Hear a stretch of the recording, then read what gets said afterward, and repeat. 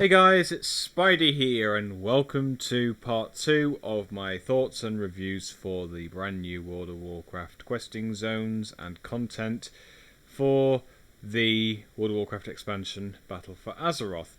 And what you see in front of you is the view of Borealis, which is one of the Alliance zones within this place, which is called Tarragard Sound. And what we're going to do is we're going to start off with this particular zone and then work our way round to Drustvar and also Stormsong Valley. Now, as you can see, there's a lot of water and a lot of rocks, and the forests are quite green, actually. It's quite an interesting place to quest in, and also you have a lot of, lights and also lots of, medieval houses and stuff. And I do quite like this area, actually, because of the fact that, well, you can just go down there, do some fishing if you want to. And what I particularly like about this zone is the bridge, as you can see right there. It's nice and designed, nice and, linked with some precision. And, yeah, I'd say at night time this is one of my favourite zones to actually, go in. If I was to do, let's say, fishing or, exploring around, these lands.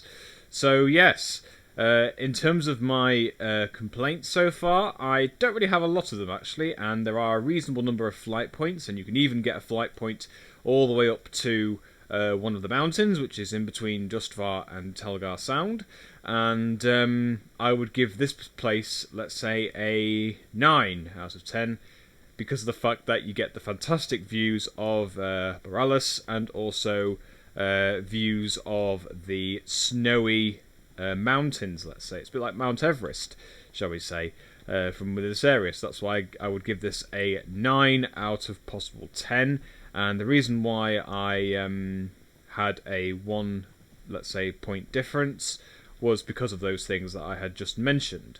So, yes, we are now going to move on to our next zone, and that is going to be Drustvar. Okay, so as you can see now we are in our next zone, which is Drustvar, and we're at White Grove Chapel, which is right behind me just there. Now, as you can see, it's got, again, a magnificent view of the lighthouse, which is currently in operation, watching for, ships and boats coming across the channel and stuff. And it seems to be, well, quite quiet and also a little bit dull as well. There is a lot of rocky hills, and there's like some fantastic, views of, let's say, this particular building right here. It looks a bit like Hogwarts Castle. And it feels like we're in Scotland here because of, the big hills and stuff and mountains. And I don't know if it is exactly like Ben Nevis, but that mountain right there is quite tall. And yeah, so in terms of reviews on this, I do have a few complaints for this zone, and that's because there are only 3 flight points. And there isn't a lot of flight points to get you across, let's say, the mountain ranges and stuff.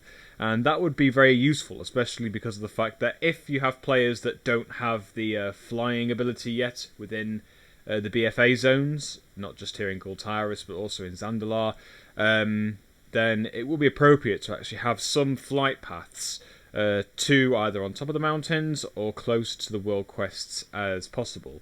And I'm sure that Blizzard will hopefully modify this, as it has been a year since this game, well, since this expansion, let's say, has been released. I know this game has been going for nearly 15 years. So, yeah, I think Blizzard are having that as one of their priority lists. But I know that Classic is about to come out soon, so stay tuned for those videos as well, by the way. But yeah. That's my only complaint so far, really, and I think as well is because of the fact that because it's quite hilly, it can be hard to travel up places and stuff if you have a world quest, and if you're, let's say, down below and the quest is up top or the other way around, it can be a bit annoying at times. So yes, that's only my complaint so far. Out of 10, I would give this 7.5, and the remaining 2.5 is because of those complaints that I had just addressed. So yes.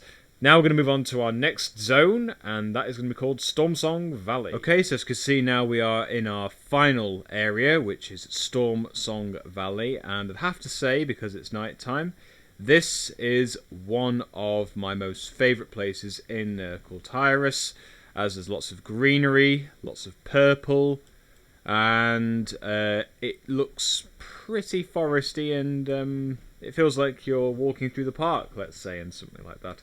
And you've got, again, magnificent views of the mountains, and it looks a lot more peaceful than the other zones that I had been to.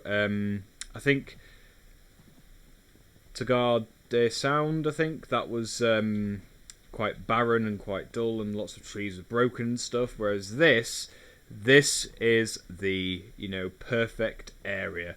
Not just to do questing, but to also, explore around and, just ride around on your mount, let's say.